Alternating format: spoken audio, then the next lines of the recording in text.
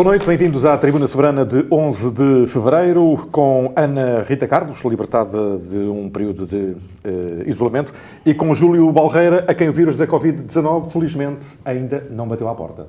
Boa noite. Boa noite. Boa noite. Qual é a nota inicial, Júlio?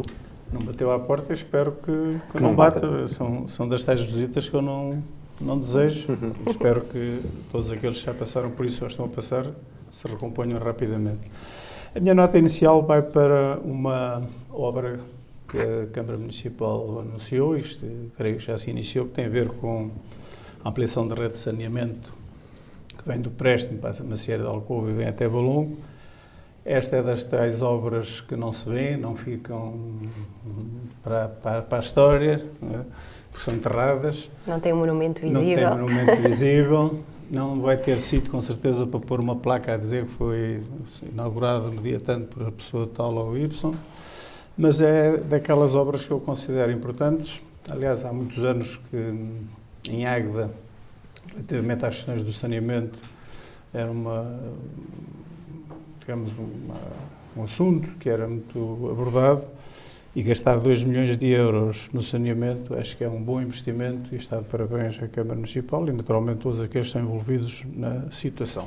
Este era o meu primeiro ponto de lançamento. O meu segundo tem a ver com a questão também política em Águeda e a denúncia que o vereador do CDS, Dr. Antero, manifestou que vai fazer uma denúncia ao Ministério Público a propósito daquelas obras em Aguada de Cima, já fazem parte da anedota, como é que se diz? Digamos, é uma história já que estava para fazer uma novela. Já a estrada, depois não havia um alcatramento, depois já havia, enfim, os procedimentos estão a ser postos em causa também pelo grupo parlamentar do Partido Socialista a propósito das questões mais ou menos legais que estão a ser feitas. A propósito, eu trouxe esta questão para o debate, a denúncia, porque um dia destes temos a política a ser feita na base dos tribunais. Eu não estou a dizer que não deve a ser feita a denúncia, porque se eu disser que não deve ser feita a denúncia, anda para aí um triunvirato a escrever umas coisas aí nas redes sociais, vem logo dizer que eu parei no tempo e que não estou a acompanhar a evolução do tempo. O que eu quero dizer é que devem ser feitas todas as denúncias, mas é politicamente também que se devem discutir os assuntos e procurar resolvê-los em sede própria. E eram estes 2 apontamentos iniciais. Relativamente ao primeiro, só um sublinhado, é que o investimento é totalmente feito pela Águas da região de Aveiro, a quem o Governo atribuiu ainda esta semana uma verba para a extensão da rede de saneamento na área em que a empresa atua. E vai beneficiar cerca de 800 pessoas, Exatamente. Não é? Portanto, que é um investimento alargado e merecido, não é? Já há muitos anos que se ansiava mesmo. Sim, mas eu peço desculpa, o facto de ser da ADRA, não é? A Câmara Municipal de Águeda tem uma participação na e, portanto, também tem a ver aqui com a participação municipal, não é? Rita, boa noite. Boa noite Jorge, boa noite Júlio. Eu só sobre a questão da denúncia do CDS que o Júlio falou, eu acho que estas situações devem ser precisamente tratadas em sede própria, o que significa que se o CDS tem dúvidas acerca do procedimento formal ou substancial relativamente à dita obra, aos ditos complementos ou aquilo que efetivamente se passou, em sede própria, que o mesmo tem que ser discutido e apurado e, portanto, fará as queixas e as denúncias que dever fazer. Agora, outra questão é realmente a questão de que nós não podemos tornar as discussões de plano político apenas, não podemos incidir as questões políticas apenas em questões judiciais ou questões de falta de rigor ou nulidades ou irregularidades. Há muito mais a discutir e eu acho que o Executivo tem que começar a pensar em discutir questões que beneficiem efetivamente os cidadãos e deixar estas questões em sede própria para serem discutidas lá. A minha nota introdutória é apenas uma, e numa altura onde se fala tanto da falta de cuidados primários e onde as pessoas se sentem tão abandonadas pelo Serviço Nacional de Saúde e muitas vezes não se tem onde bater à porta quando mais se precisa, queria felicitar a Águeda porque a Águeda agora tem uma equipa comunitária de suporte em cuidados paliativos do ACES do Baixo Voga Polo Oeste, que é uma equipa que atua precisamente naquilo que são as maiores fragilidades das pessoas, que são a prestação de cuidados a doentes com necessidades paliativas, e numa altura onde muitas vezes as famílias, os cuidadores e até as próprias pessoas necessitam de quem lhes alivie o sofrimento, quem lhes dê cuidados e quem lhes preste conhecimentos, que ajude, no fundo, a promover a dignidade das pessoas, que deve ser levada até ao final, e nomeadamente a qualidade de vida do utente. E, portanto, a Águeda está de parabéns.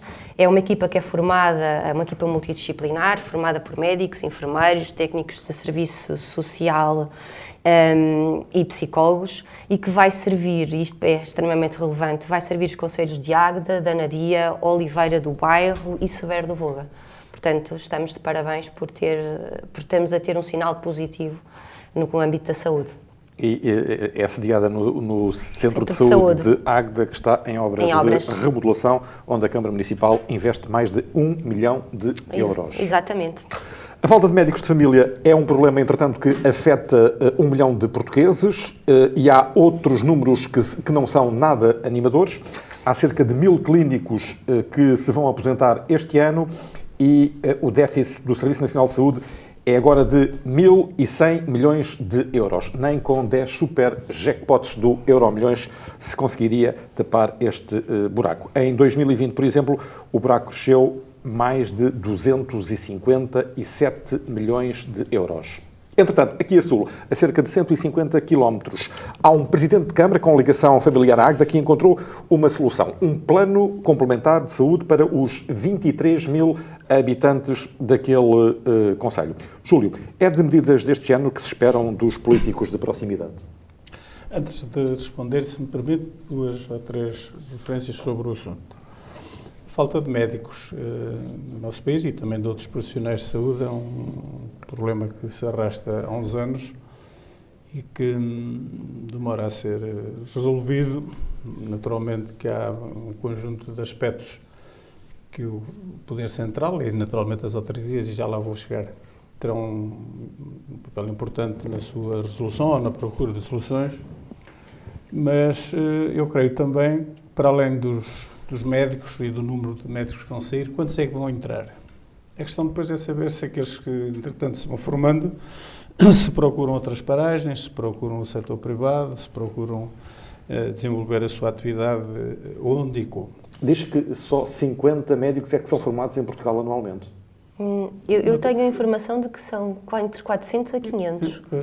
400 Fica com a ideia, peço por a leitura de uma notícia recente, de que seriam só 50 médicos que atualmente são formados em Portugal.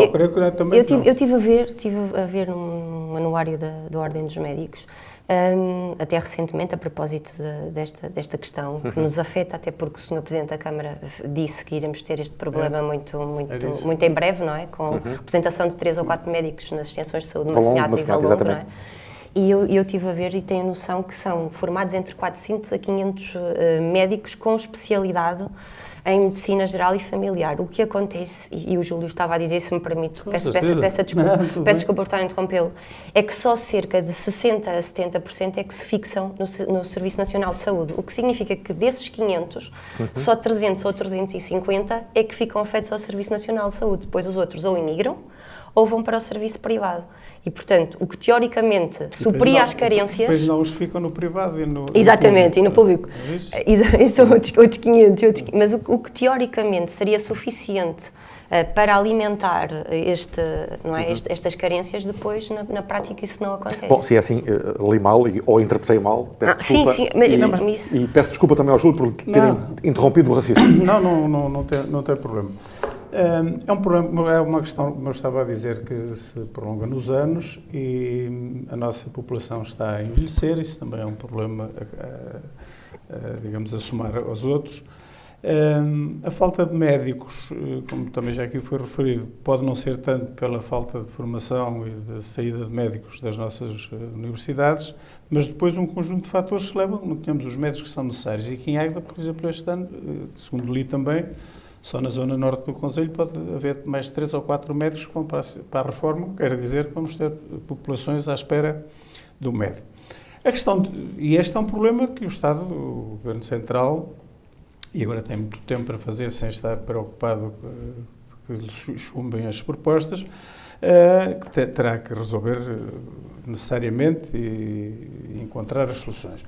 Quanto aos gastos no Serviço Nacional de Saúde e esses talas não sei quantos mil milhões que o Jorge aqui referiu... 1.100 milhões, a questão é esta. Nós também precisamos de perceber onde é que foram gastos e como é que foram gastos. Teriam sido melhor gastos ou não? Eu tenho ideia que algum dos problemas do nosso Serviço Nacional de Saúde não são nem os seus profissionais, seja médicos, seja os enfermeiros, são os dos melhores profissionais, são tão bons que depois também trabalham no privado, e quando saem do público, quando trabalham no privado, é porque são bons, e temos muitos bons exemplos, felizmente, mas terá a ver, digo eu, com a falta de planeamento. Existe, a gente de vez em quando vai lendo umas notícias que as coisas não foram planeadas como deve ser, a falta de organização, no fundo, falta de gestão, ou de melhor gestão dos dinheiros públicos e do Serviço Nacional de Saúde. Eu procurei ontem informar-me, não gosto de falar em abstrato, mas eu li, e tenho como não uma notícia falsa, que o Estado paga a determinada empresa privada, um grupo privado, cerca de 50 milhões de euros por ano para fazer uns exames naquele equipamento. Equipamento esse, se fosse adquirido pelo Serviço Nacional de Saúde, em 2 anos estava pago. É muito comum isso. Isto é falta de quê? Nós, os utentes, precisamos fazer aquele exame. Ok, os nossos hospitais não têm, o Serviço Nacional de Saúde não tem. Portanto, vamos ter que pagar cerca de 50 milhões de euros por ano para ir fazer aquilo ou outra. Repito, se comprássemos um equipamento, em 2 anos o equipamento estava pago. Isto é falta de quê? De visão, de gestão. Eu creio que também há... Não estou a dizer que não se tenha que encontrar, digamos, resposta para os problemas em termos de financiamento do Serviço Nacional de Saúde, mas há aqui aspectos que precisam de ser também ultrapassados, nomeadamente estes de gestão.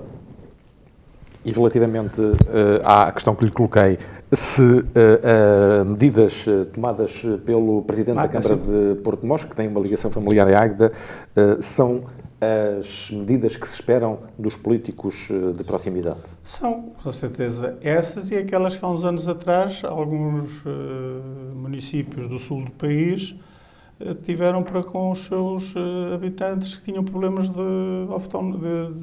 oftalmologia, precisavam de consultas de oftalmologia, levaram a Cuba e a outros países para terem consultas e serem tratados. Portanto, tudo o que for feito pelas autarquias nesse sentido serão bem-vindas.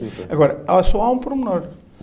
É que, e daí a pouco vamos falar no gasto de milhares de euros, outras coisas, é preciso também perceber que situações destas pontuais, que são uma mais-valia para as populações, devem ser feitas e não será por aí que o município ficará mais pobre. Mas não façamos nós a substituição daquilo que compete ao Governo Central. Porque o Governo, o Estado, passa para as autarquias, é a saúde, é a educação, vai ser a cultura, onde ideias, passa tudo para as autarquias. Mas depois não há verbas. E alguma coisa vai ficar para trás. E nesse particular, convém aqui sublinhar que Águeda é um bom exemplo quando é preciso assumir responsabilidades que são em primeira linha do Estado. Refiro-me, por exemplo, à comparticipação superior a €500 mil nas obras de requalificação do Hospital Conde de Sena que estão a decorrer nesta altura. Rita, em Águeda temos uma freguesia, Bolasaima, Castanheira e Aguedão, que está sem médico há mais de 2 anos. É verdade, e importa perceber o porquê que isso não foi resolvido. E isso não foi resolvido, e também acredito que não se deva só à inércia do nosso Executivo, é uma questão conjuntural. Nós temos que pensar que os números, e que tu mencionaste há pouco, portanto, de que temos 1 milhão de portugueses sem acesso a médico de família, certo? No ano de 2022, espera-se que 1.000 médicos de família atinjam a aposentação, mas estes números vão muito para além disto. Nós temos que pensar o seguinte, e até foi o secretário-geral do Sindicato Independente dos Médicos ali de Barroso, portanto, o Jorge Roque da Cunha, que mencionou que neste período de Covid, para além de termos 1 milhão de pessoas que não têm médico de família atribuído, contando com a população médica que estava afeta à Covid, contando com os médicos que estiveram de baixa, diariamente tínhamos 4 milhões de pessoas que não tiveram acesso a cuidados primários. Estes números são assustadores.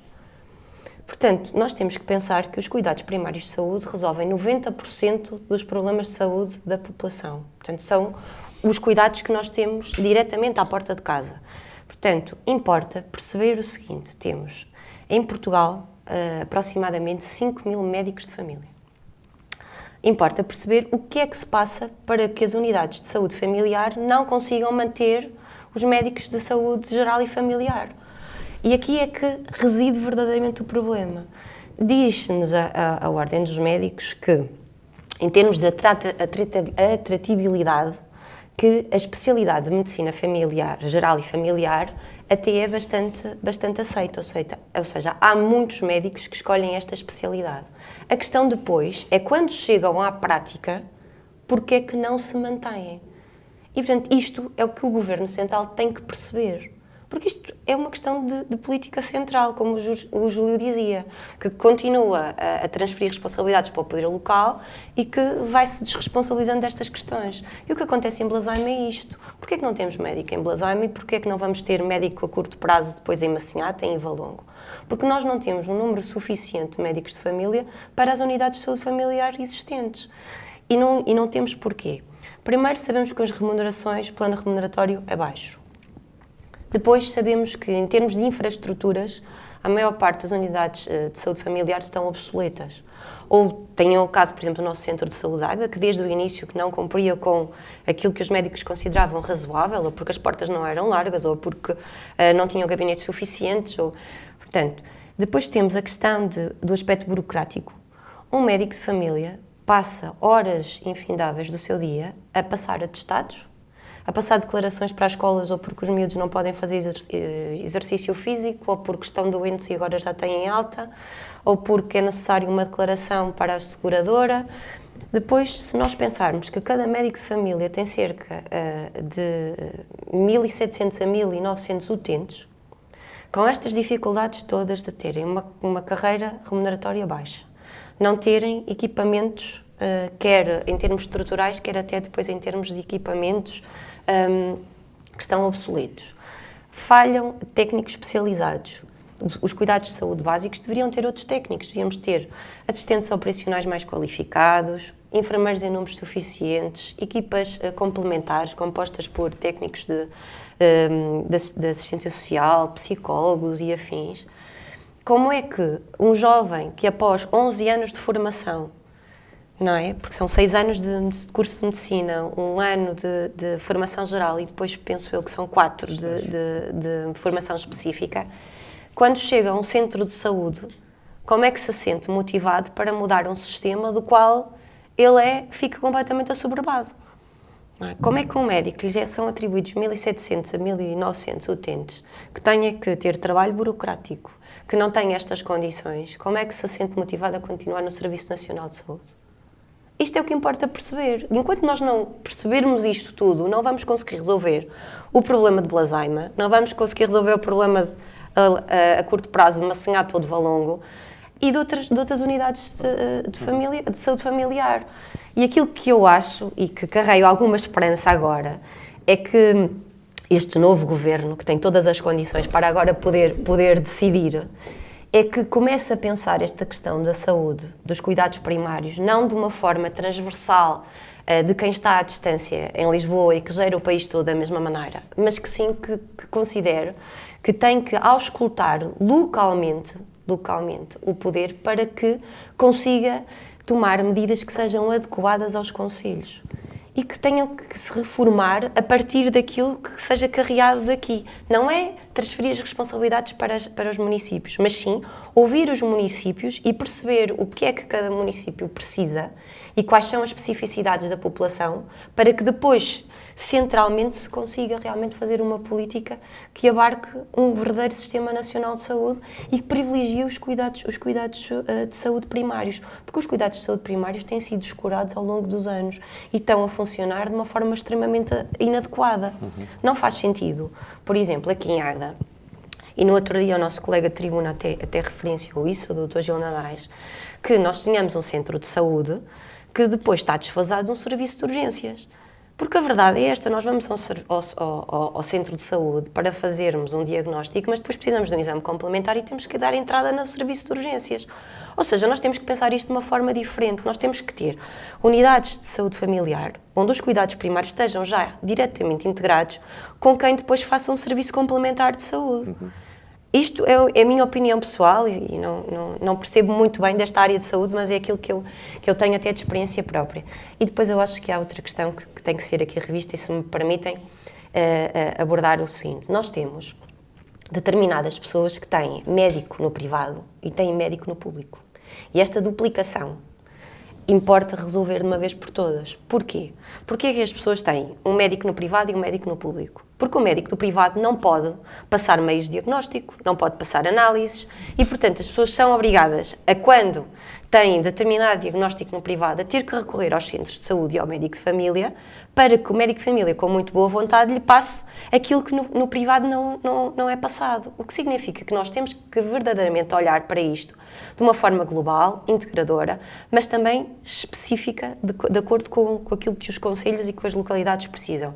E temos que fazer aqui uma articulação, de uma vez por todas, entre o Serviço Nacional de Saúde e esta questão do privado, e se calhar dotar os médicos do privado de outras competências que a TVR não tem, de forma a não sobrecarregar o Serviço Nacional de Saúde, para que, efetivamente, os cuidados primários sejam aquilo que precisam de ser, que é a primeira linha de acesso das pessoas à saúde. Jorge, permite-me, Ana, também. Claro. Perante toda esta questão, para além dos aspectos técnicos, da falta de médicos, da necessidade de formar mais, da necessidade de criar as condições financeiras para que sejam melhor remunerados, aquilo que a Rita aqui esteve a colocar de uma forma bastante interessante e que nos deve fazer pensar um pouco sobre isso, na minha modesta opinião, resume-se, e peço desculpa de utilizar esta expressão, resume-se naquilo que há bocadinho referi, que é falta de organização e de gestão. Falta de organização, porque há coisas que os médicos estão a fazer que os serviços administrativos podiam fazer. Mas os serviços administrativos para fazer precisam também ter pessoas para fazer. E essas pessoas precisam estar formadas para poder fazer aquilo que sabem. A renovação do receituário, por exemplo, Sim, exatamente. Ainda há semanas falámos aqui. Gil Nadais tocou nesse assunto? Gil, tomamos um comprimido todos os dias, vai ser para toda a vida. De 3 em 3 meses tem que mandar um mailzinho. Exatamente. E depois espera 5 dias ou 6 por um mail. Ou mais. Sim, pois já estou a ser simpático, também não podemos também há a velha questão de que nós não temos unidades de saúde devidamente digitalizadas e atuais, não é? Sim, mas... Aliás, acho que até há uma verba agora no PRR para se fazer uma reforma, afeta agora esta questão Agora vemos agora é que vai ser... Agora é que é... Agora o PRR agora é transversal, nós agora vamos melhorar em tudo. Sim, eu espero que já está mais algum tempo para irmos fazendo o balanço. Mas é verdade, nós temos unidades de saúde familiar em que os computadores são do século da carocha, não é? Certo, e, portanto, os médicos chegam ao final do dia, muitas vezes mais cansados daquilo que é o aspecto burocrático e de não terem celeridade para fazer as coisas, do que aquilo que foi a prestação de serviços e de cuidados médicos aos utentes, não é? Há dias estive com um médico amigo, no final de tarde, me dizia: estou cansadíssimo, pá. Mas tiveste muito trabalho durante o dia. Passei o dia quase ao computador. É verdade.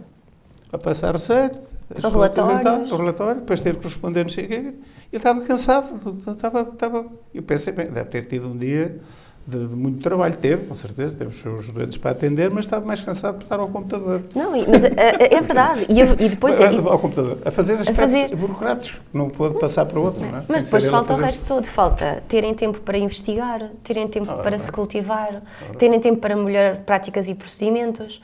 Porque depois, nos intervalos deste processo burocrático, é quando atendem os utentes. O que devia ser ao contrário, não é? O que devia ser, primeiro são os utentes. Vamos privilegiar as primeiras consultas, porque muitas vezes até são primeiras consultas estas questões que se levantam aqui. Se nós tivermos um médico que agora é colocado, quantos meses é que ele vai andar para conhecer os seus doentes?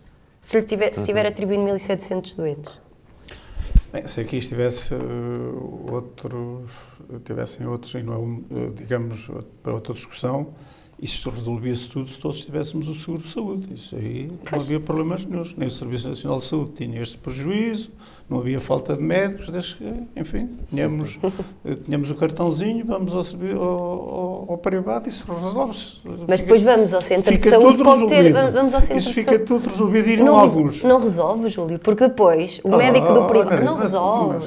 O médico do privado, o que é que vai acontecer? Vai dizer assim, agora vai fazer estas análises, vai fazer este exame, vai não sei o quê. E as pessoas dizem, então, mas e agora vou pagar não sei quantos euros por estas análises? Então agora vou ligar para o centro de saúde, não é? E vou ao médico de família e vai dizer, oh, doutor, eu estou com este sintoma e com aquele... E nem diz que foi ao médico do privado, porque senão depois... E tenho isto, passo-me lá umas análises e tal... Pronto, e andamos nisto. E temos esta tal duplicação que nós temos que resolver. Temos que resolver. Peço desculpa por não ter trazido um pastel de Águeda para adoçar esta conversa, mas vamos às contas da Feira das Lambarices. Vamos às contas da Feira das Lambarices, onde se gastaram 465 mil euros em pouco mais de uma semana. Contas estas que não batem certo. Os valores das receitas e das despesas são contraditórios e há uma nuvem cinzenta a pairar sobre um evento que ainda agora nasceu e que já está a dar muito que falar. Júlio, doçura ou travessura? Um conjunto de mais diabéticos no nosso concelho, com estas lambarices todas. O valor é, de facto, muito grande. Eu tive a oportunidade de procurar alguma informação sobre esta matéria. Eu quero dizer que, na altura, não acompanhei nem a feira, nem as lambarices. Fui acompanhando daquilo que ia lendo e daquilo que ia ouvindo sobre o assunto. E, desde o início, que esta Feira das Lambarices levantou na opinião pública algumas interrogações. É muito dinheiro, importa também dizer que são dinheiros públicos, o facto de ter havido um orçamento participativo não deixa de vir de dinheiro público. A propósito disto, não recordo agora o nome do Presidente da Associação de Valdomingos, a quem peço desculpa por não me lembrar. Ricardo Pereira. Teve esta semana fez uma afirmação que eu espero que eu concretize de facto. Ir à reunião de Câmara às explicações. De Câmara explicar. Eu faço este registro porque me parece importante que um dos visados, porque no fundo é a associação que ele representa que está a ser visada, vá a uma sessão de Câmara explicar e esclarecer esta situação. Agora, que é muito dinheiro para uma semana, a forma como foi organizada, bem sei que estávamos e continuamos em estado de pandemia, que as coisas não foram com certeza aquelas que estavam previstas. A Feira das Lambarices durante a semana não funcionava, só ao fim de semana, portanto foi uma feirinha também. Pronto, depois outros problemas organizativos, repito, eventualmente têm a ver com a forma como foi organizada em tempos de pandemia. Uma vez estava prevista para setembro, depois passou para outubro, também isso acaba sempre. Mas voltando à questão essencial, é muito dinheiro, mas estou convencido que com os esclarecimentos que vierem a ser dados, ficaremos todos a saber se houve ou não houve gastos que deviam ter sido evitados, se poderemos ou não considerar que a Feira das Lambarices deixou de ser de Lambarices para ser um grande problema aí para todos nós. Esclarecimentos que serão postados na reunião da próxima quinta-feira. Rita. Bem, sobre isto é importante recuarmos, andarmos um bocadinho para trás também para perceber que eu quero acreditar que exista aqui, se calhar, alguma falta de entendimento, mas que seja apenas uma falta de percepção neste sentido.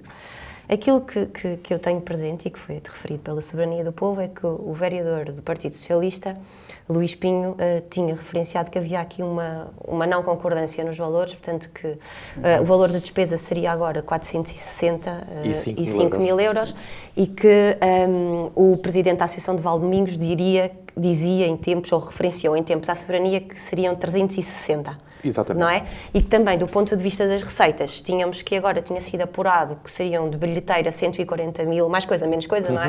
E que o presidente de Valdomingos tinha dito que era 106. Exatamente, um bocadinho menos. Um bocadinho menos. Eu quero acreditar que isto realmente seja aqui uma falta de olharem da mesma maneira para os números. E quero acreditar isto porquê? Se nós recuarmos aqui à gênese desta Feira das Lambarices, temos o seguinte, temos que esta feira nasceu de um projeto muito, muito valoroso e que não se deverá perder, projeto inclusivo, nascido de Valdomingos para a realização de uma feira que tinha a duração de 2 a 3 dias e que ganhou o Orçamento Participativo de Portugal, penso eu, 2018. E era para ser realizada na aldeia. Exatamente, para ser realizada em Valdomingos, e o objetivo era precisamente este, era trazer as pessoas a Valdomingos, combatendo a discriminação, combatendo a exclusão social e afins. Depois, este projeto, fruto do Orçamento Participativo de Portugal, foi-lhe atribuída uma verba de 250 mil euros.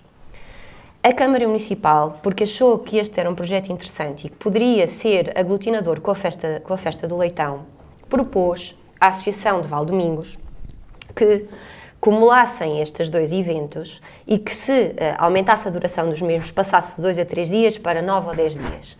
E foi-lhe atribuído pela Câmara Municipal mais 110 mil euros, a que acrescem o valor dos concertos, que foi totalmente suportado pela Câmara Municipal e que eram concertos que eram para ser realizados no Agitagda, que não se realizou fruto da Covid. E foram 115 mil euros de concertos. Pronto. E se nós fizermos este somatório dos 250 mil euros com os 110 mil euros, temos os tais 360 mil euros que fala o Presidente da Associação de Valdomingos. Se juntarmos a participação da Câmara Municipal com os concertos, chegamos aos 465.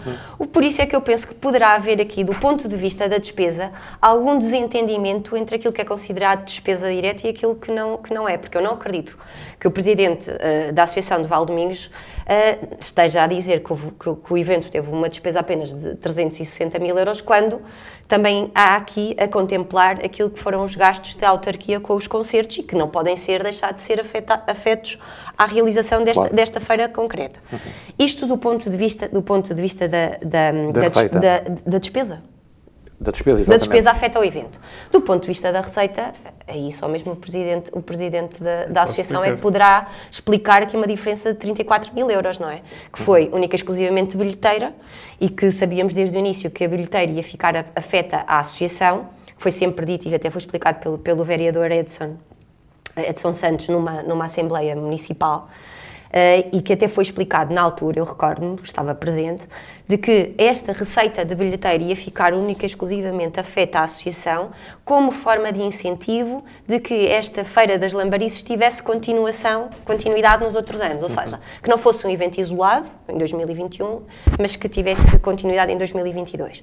O que importa agora perceber é, não só o que é que se está a passar aqui do ponto de vista, então, deste desentendimento entre a despesa e a receita, esta visão dos intervenientes, não é? Mas também o seguinte, que é, estamos a falar de dinheiros públicos e dinheiros públicos exigem transparência e exigem que as pessoas prestem contas, não é? E, portanto, isto terá que ser esclarecido e bem, e se o Presidente vai à reunião do Executivo prestar estes esclarecimentos, ótimo, e vamos com certeza ter fumo branco. Agora, há que perceber é o seguinte, eu penso que já foi anunciada a data agora para a realização da Feira das Lambarices em 2022 e acho que voltamos ao figurino de 2 ou 3 dias. Importa é perceber se, com estas receitas obtidas, se for de 140 mil ou se for de 106 mil, se esta feira tem condições de autonomamente e sem qualquer tipo de outro subsídio da Câmara ou de algum orçamento participativo, se tem condições para se continuar a realizar. Ou, se isso não acontecer, se este investimento de 465 mil euros neste evento de 10 dias não foi excessivo. Portanto, isto são contas que nós teremos que fazer à frente. Provavelmente a Câmara irá injetar mais algum subsídio. Quase de certeza, não é? Sim, Júlio. Ainda a propósito da Feira das Lambarices, uma questão que a Rita, aliás, acabou há bocadinho também por tocar no assunto. Na altura não cheguei a perceber, e creio que nenhum aguedense chegou a perceber porque é que a festa do Leitão não se concretizou. Em simultâneo. Sim, porque não se a ideia era realizá-la em simultâneo. E lá está, esta é das tais coisas que, com certeza que há uma explicação para isso, mas passou completamente, digamos, ao lado da crítica e da avaliação dos aguedenses, mas talvez tenha interesse em perceber porque é que a Feira do Leitão não se realizou na mesma altura. E uma vez que eu não tinha essa informação ainda de que a Feira das Lambarices está prevista voltar a realizar-se. Penso que é entre 1 a 4 de setembro. Procurar, não é que eu tenha muito interesse nessa questão, mas se a Feira do Leitão, se a Festa do Leitão, que tem tradição e porquê é que não se concretizou ano passado? Talvez houvesse interesse jornalístico nessa matéria, mas eu nem sou jornalista, nem tenho... pretensões. Não pretensões, nem vou concorrer a lugar nenhum. E importa perceber, certamente, que há de ter sido uma decisão da parte da ACOAG. Sim, com certeza. Com toda a certeza. E deve ter sido motivada e, portanto, e justificada, não é? Eu também não tenho conhecimento do que é que teve, qual foi a motivação para não se ter realizado. A Festa do Leitão que tem anualmente um apoio camarário na ordem dos 50 mil euros. 50 mil euros. Não é isso que está em causa. Pois, importa é perceber o que é que vai ser feito para o futuro da Festa do Leitão, porque isto é uma opinião pessoal. Eu penso que a Festa do Leitão é uma bandeira do nosso concelho, não é? E nós não podemos deixar perder aquilo que foi um evento que nos transportou para fora das paredes do nosso concelho, não é? E, portanto, quer da parte da Câmara Municipal, quer da parte também dos órgãos diretivos da ACOAG, com o tempo deverão fazer uma análise daquilo que importa manter na Festa do Leitão, importa rever, e a Câmara Municipal também dar um incentivo e um subsídio que seja suficiente para a realização da Festa do Leitão, se ela se vier a concretizar, e eu espero que sim, para que nós não percamos tradições em benefício de novos eventos. Nós temos de ter a capacidade de acrescentar e não a capacidade de o fazer. Portanto, nós temos sempre que melhorar e não ir perdendo realizações, não é? Uhum. Nós estamos a gravar esta edição da Tribuna Soberana sobre a hora do almoço de quarta-feira, de quinta-feira, aliás, 10 de fevereiro. O Leitão está perturbado, Jorge. Exatamente. Temos que avançar rapidamente para as notas finais, Júlio. Duas notas finais. Saudar uma iniciativa da Câmara Municipal na área do ambiente. Tem a ver com o programa Rio de Todos, um programa que está previsto ser desenvolvido em 20 sessões, com a participação de 430 alunos. Creio que é uma área bastante sensível e bastante interessante, a propósito do ambiente, da sustentabilidade e das questões da ciência. Para terminar, realçar também, permitam-me que o faça, o regresso aos palcos do Grupo de Teatro do Orfeão de Águeda, que a breve prazo estará a apresentar aos aguedenses, e não só, aquilo que também durante muitos anos foi uma importante secção do Orfeão de Águeda. E é domingo que o regresso... Sim, domingo é o regresso, não feito ainda pelos elementos que fazem parte do Grupo de Teatro do Orfeão de Águeda. É o grupo que é as Centilhices, temos uma aguedense nesse grupo, portanto não é o grupo de teatro do Orfeão de Águeda, é feito no Orfeão de Águeda, mas é o grupo Centilhices, que faz parte... Mas a curto prazo teremos teatro do Orfeão de Águeda também para poder ir às freguesias e para poder também... Com uma nova encenadora, exato. Uma nova encenadora, Ani Fernandes, sim. Exatamente. Ani Fernandes, estava-me há pouco Ani Fernandes, sim. Muito bem. Rita. Associo-me naturalmente às notas finais do Júlio. Ani Fernandes, que é uma entusiasta muito grande do teatro.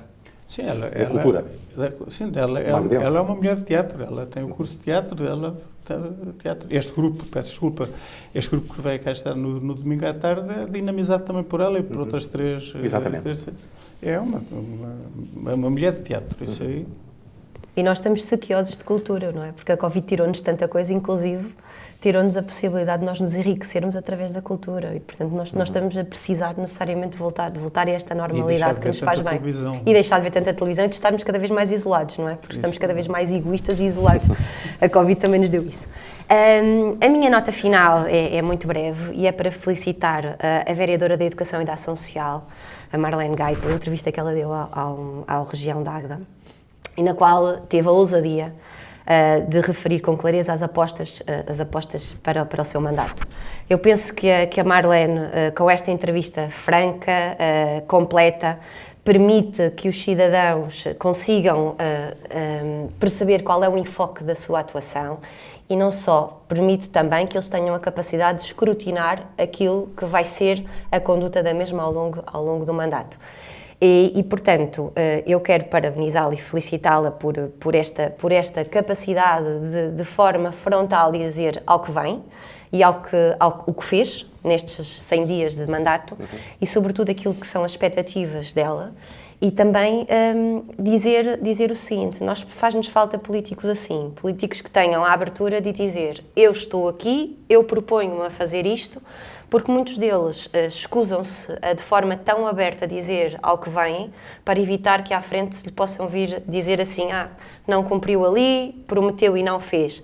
E a Marlene abriu aqui um espaço para que de futuro os políticos possam seguir este exemplo e que permitam que as suas condutas sejam escrutinadas e sejam avaliadas, e eu tenho a certeza que a da Marlene vai ser avaliada de forma muito positiva. Rita, Júlio, obrigado por mais uma edição da Tribuna Soberana e até março. Até março. Por hoje é tudo. Na próxima semana teremos Hilário Santos e Paulo Seara no estúdio da Soberania TV para mais uma edição da Tribuna Soberana, provavelmente com uma convidada. Boa noite, bom fim de semana.